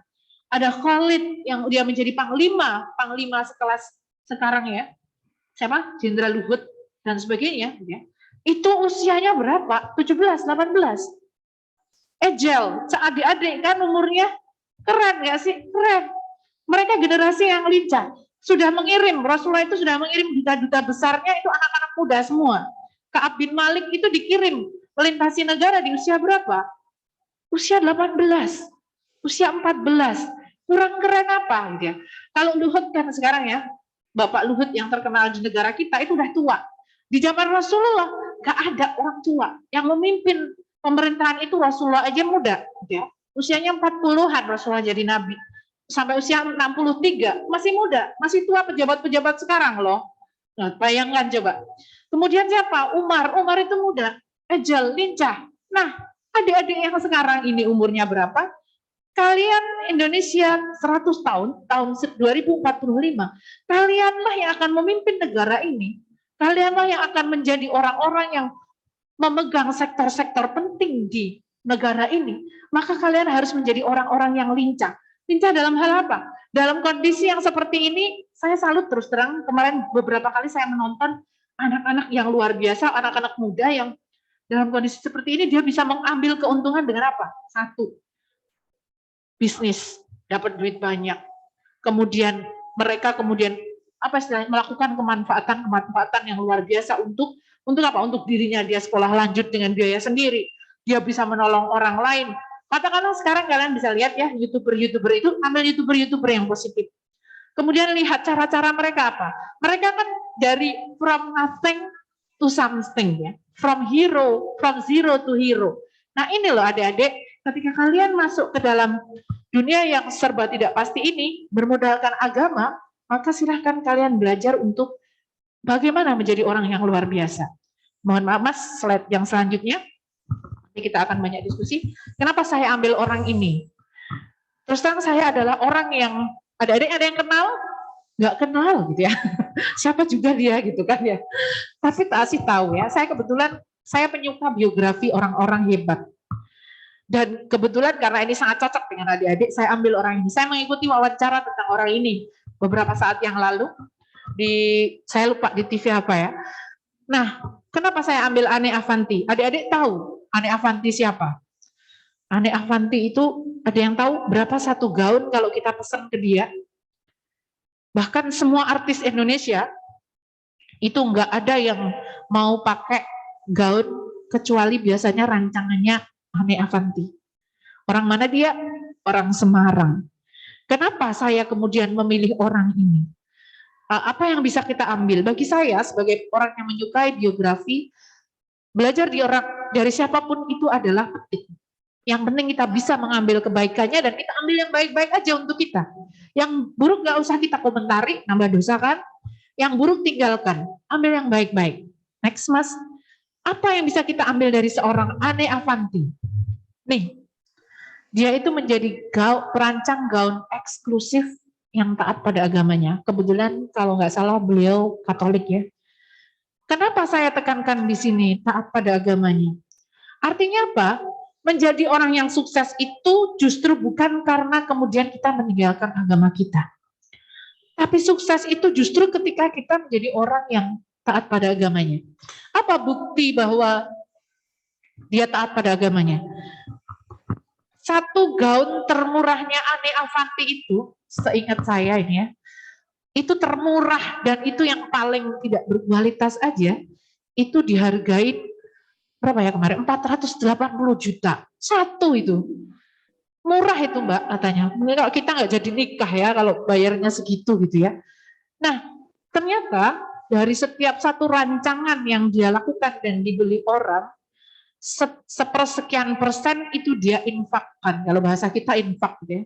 Sodakoh gitu ya, zakat gitu ya. Kemana? Ke gereja dan ke charity, lembaga sosial. Nah, Kemudian yang selanjutnya, dia dulu hidupnya susah, Mbak. Dia itu dipungut, saya nggak tahu Pak D-nya atau apanya itu, yang membesarkan dia, dan dia dibesarkan dengan nilai-nilai Nasrani. Kenapa kok nyontohnya itu? Bukan apa-apa bagi saya, tapi lihatlah, orang-orang yang besar seperti ini, mereka ketika menjadi besar, tidak kemudian meninggalkan agamanya. Dan kemarin yang jadi gebrakan dia, yang menjadi terkenal kan, dia membuat sekian juta masker ya, yang dibagikan free waktu awal-awal pandemi. Dan itu jadi biasalah, Indonesia kan itu jadi viral. Kemudian kenapa ini saya contohkan adik-adik, ambil pelajaran dari sini. Next, sebagai muslimah, kamu bisa menjadi perancang. Nah, saya belajar dari Itang Yunas. Siapa Itang Yunas? Itang Yunas itu kalau zaman dia jadi artis, mungkin kalau bapak-bapak guru, ibu-ibu guru ada yang pernah kenal. Beliau pernah jadi artis hit, tapi sebentar sekali. Waktu itu saya penasaran, kenapa sih Itang Yunas ngilang? Saya masih kecil waktu itu. Kok dia ngilang tiba-tiba waktu itu, padahal yang menggemari banyak sekali, kan cakep ya, kalau zaman dulu dia artis yang cakep gitu ya. Ternyata ini, next, apa coba yang menjadikan siapa Itang Yunas? Ada yang kenal? Berapa bajunya Itang Yunas paling murah? Baju muslimahnya aja. Saya kemarin sempat kepo, karena dia seliweran di Facebook saya. Ini bajunya Itang Yunas berapa sih sebenarnya? Masya Allah, saya bilang gitu. 900.000 gitu ya, satu baju. Padahal menurut saya biasa aja. Saya sih yang nggak mudeng model gitu ya. Tapi kemudian, oh ternyata kelebihannya di sini. Itang Yunas itu seorang artis yang sangat populer. Di awal kemunculannya main film, sukses dan berhasil. Tapi kemudian dia resah. Saya main film, saya muslim. Saya teman-teman saya juga muslim. Tapi kenapa pakaiannya tidak menampakkan kemuslimannya? Keresahan itu kemudian mengantarkan dia mundur dari dunia film dan memilih menjadi seorang desainer baju muslimah yang kemudian sampai sekarang luar biasa.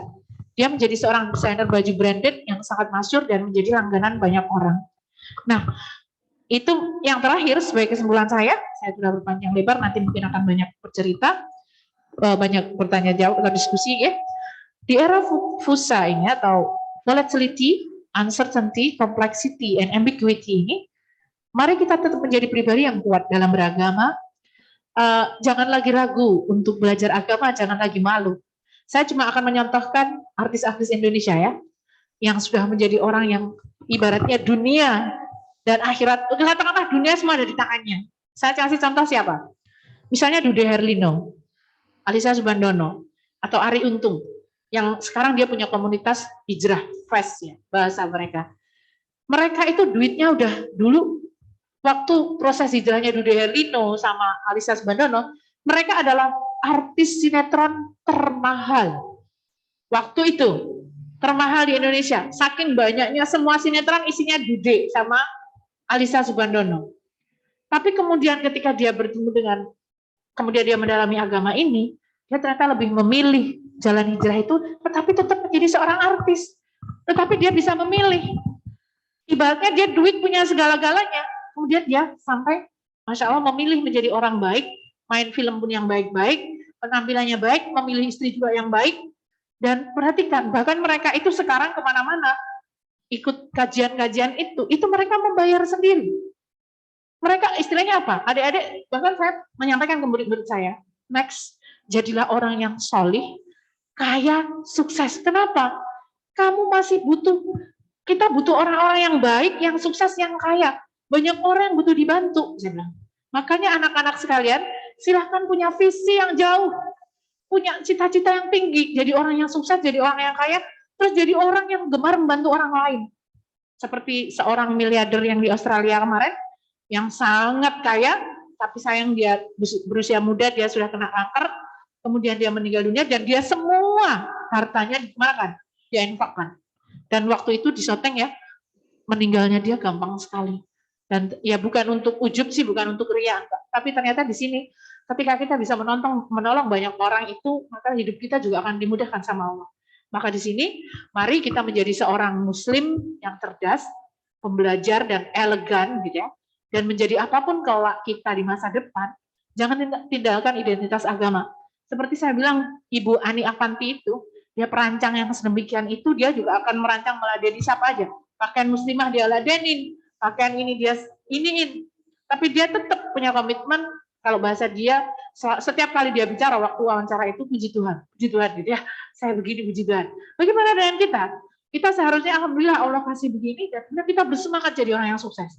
Kemudian suatu saat kita menjadi sukses, kita tidak lupa dengan guru-guru kita, tidak lupa dengan orang tua kita, tidak lupa dengan orang-orang yang susah di sekitar kita. Mungkin demikian yang bisa saya sampaikan untuk hari ini. Kemudian monggo kalau ada pertanyaan dari adik-adik sekalian, mohon maaf dengan segala kekurangan. Semoga Allah mudahkan kita menjadi orang-orang yang sukses dan tetap menjadi orang yang baik dengan agama ini. Dan semoga adik-adik juga nanti dimudahkan untuk meraih jalan-jalan yang baik gitu ya, dalam meraih kesuksesan di usia semuda mungkin ya. Karena bangsa ini butuh orang-orang yang keren, yang agamanya kuat, yang cerdas, yang kreatif ya. Karena sebenarnya dengan zaman yang serba tidak jelas, maka sebenarnya orang-orang kreatif lah mereka yang akan survive dengan skill-skill yang luar biasa yang mereka miliki.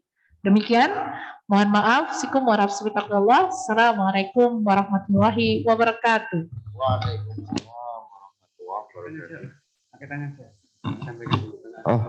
Oh baik, anak-anak dan Bapak Ibu guru semuanya, monggo silahkan disambi Bu, diminum dulu. Silahkan kalau ada pertanyaan terkait yang disampaikan dari Ustadzah Uswatun tadi nggih. Jadi kesimpulan di era Fusa tadi yaitu penuh gejolak, serba tidak pasti, rumit dan serba tidak jelas. Jadi kesimpulannya tetaplah menjadi pribadi yang kuat dalam beragama, jadilah muslim yang cerdas, belajar dan elegan, dan menjadi apapun kelak di masa depan jangan tinggalkan identitas agama. Jadi kurang lebihnya itu tadi. Monggo Bapak Ibu guru dan anak-anak kalau ada pertanyaan kami persilakan.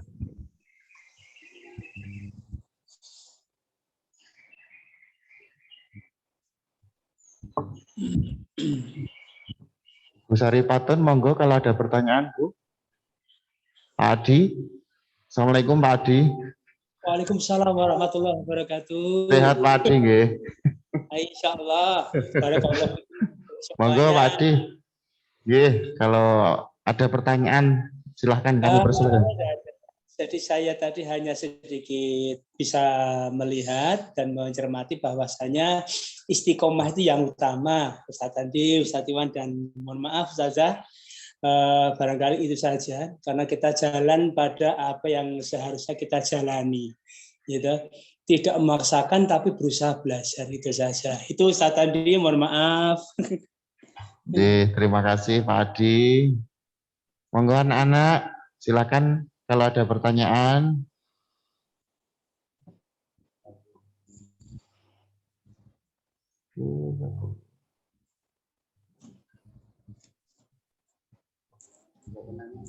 Silakan misalkan dua penanya. Kalau enggak ya, ini nanti habis ini ada acara GSM nanti di Seni Budaya nih Pak Iwan.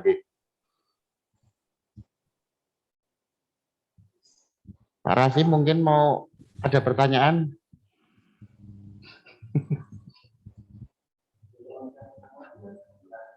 Oh ya, anak-anak semuanya, anak-anak dan Bapak Ibu guru semuanya, ini sebelum kita tutup ya, silakan anak-anak on cam dulu, kameranya diaktifkan semuanya.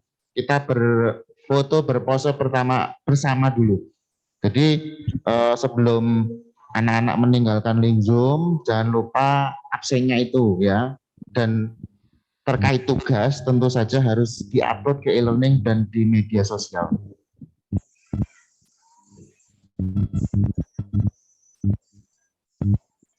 Oke, silahkan on kamera dulu. Kita potret dulu.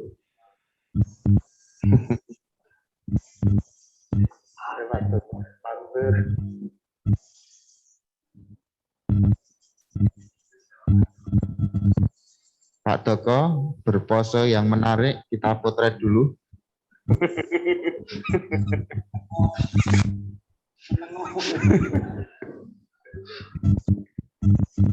Ampun Mas Faisal.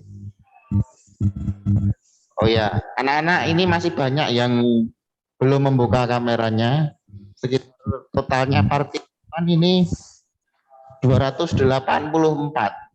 Baru separuh belum ada. Silakan anak-anak yang belum membuka camnya, kameranya segera dibuka dulu. Kita berpose bersama-sama dulu.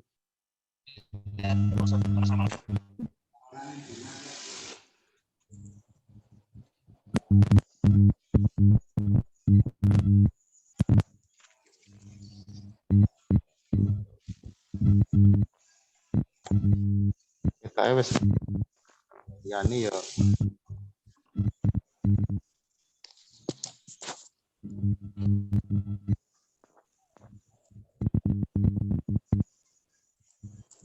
Yunita Kusnul itu wajahnya jadi tangan ya.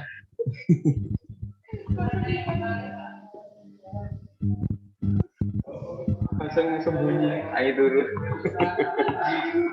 Ya anak-anak semuanya yang belum membuka camnya dibuka dulu. Nanti ini jadikan laporan ya. Di absen oleh Bapak Ibu guru agama Islam masing-masing nanti setiap kelasnya.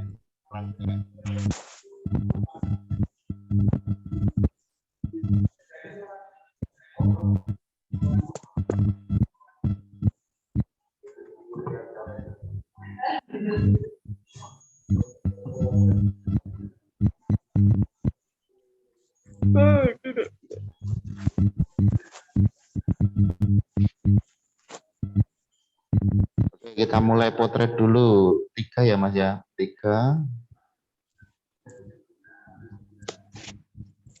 Bon, habis. Oke, Bapak Ibu guru dan anak-anak semuanya, menginjak yang terakhir yaitu penutup. Mari bersama-sama kita tutup. Tapi sebelum tutup berdoa dulu nggih. Berdoa nanti akan sampun sudah difoto. Berdoa nanti akan dipandu oleh Bapak Setiawan. Waktu dan tempat kami itu silakan.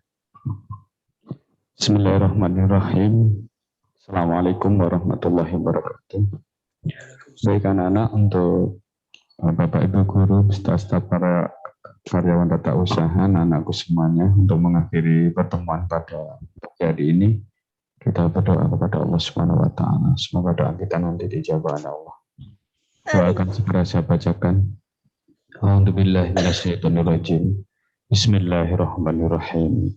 Allahumma shalli ala sayyidina Muhammad wa ala ali sayyidina Muhammad. Sayyidina wal awwalina wal akhirina wa sallama radhiyallahu anhu kulli sahabati Rasulillah ajma'in. Alhamdulillahi rabbil alamin. Hamdan syakirin, hamdan na'imin. Hamdan yu'afina ma yukafi'u majidah. Ya Rabbana lakal hamdu kama yanbaghi li jalali wa syifal 'azimi sultanik. Allahumma nas'aluka salamatan fi dinina wa afiyatan fi jasadina wa ziyadatan fil ilmina wa barakatan fi rizqina wa taubatan qabla al-maut wa rahmatan indal maut wa maghfiratan ba'dal maut. Allahumma hawwin 'alaina fi syaqratil maut wa najatan minan nar wa 'afwa 'inal hisab.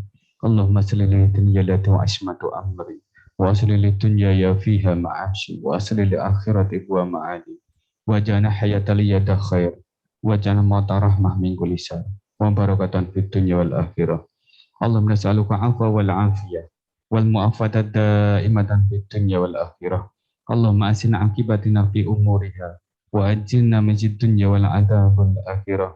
Allahumma ijajina bi jannatil Qur'an wa akrimna bi karamatil Qur'an wa syarifna bi syarafatil Qur'an wa adkhilna jannata ma'al Qur'an.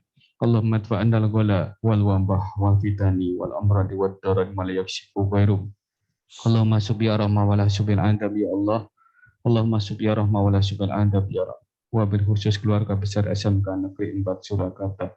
Allahumma rizukna ya Allah walidina walidikum waladan solihin waladan solihah hafidul Quran wa sunnatul fuqaha barakatan fid dunya wal akhirah. Allahumma ja'al auladana ya Allah min ahli ilmi wa ahli khair wa ja'al auladana min ahli ilmi wa ahli Quran wa ja'al auladana min ahli ilmi wa ahli shalah wa ja'al auladana min ahli ilmi wa ahli hikmah wa ja'al auladana min ahli ilmi wa ahli jannah. Wabil khusus peserta didik SMK waladan solihan mudian jamilan syukuran. Hasbunallah wa ni'mal wakil, ni'mal maula wa ni'man nasir, la haula wa la quwata illa billahil aliyyil azim. Rabbana atina fid dunya hasanah wa fil akhirati hasanah wa qina adzabannar. Subhana rabbiyal izzati amma yasifun wa salamun alal mursalin. Alhamdulillahi rabbil alamin. Surah Al-Fatihah. A'udzubillahi minasyaitonir rajim. Bismillahirrahmanirrahim. Alhamdulillahirabbil alamin. Rahmanir-Rahim. Kemudian ya na'budu wa iyyaka nasta'in ihdinas siratal mustaqim siratal ladzina an'amta 'alaihim ghairil maghdubi alaihim waladdallin. Amin. Ya, demikian doa yang kita baca semoga doa kita dikabulkan oleh Allah Subhanahu wa taala. Sebagai bahan kesimpulan anak-anak, jadilah orang yang kaya, sukses, soleh-solehah, gemar membantu orang lain, mudahkanlah urusan seorang muslim, maka engkau akan dimudahkan oleh Allah.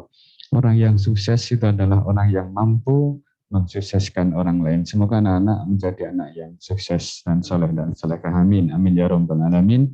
Assalamualaikum warahmatullahi wabarakatuh. Waalaikumsalam warahmatullahi wabarakatuh. Pada yang terakhir yaitu penutup. Mari kita tutup dengan doa kafaratul majlis.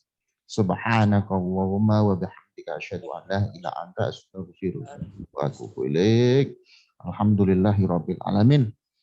Anak-anak semuanya dan Bapak Ibu guru silahkan melanjutkan aktivitas selanjutnya. Salam sehat. Mohon maaf apabila saya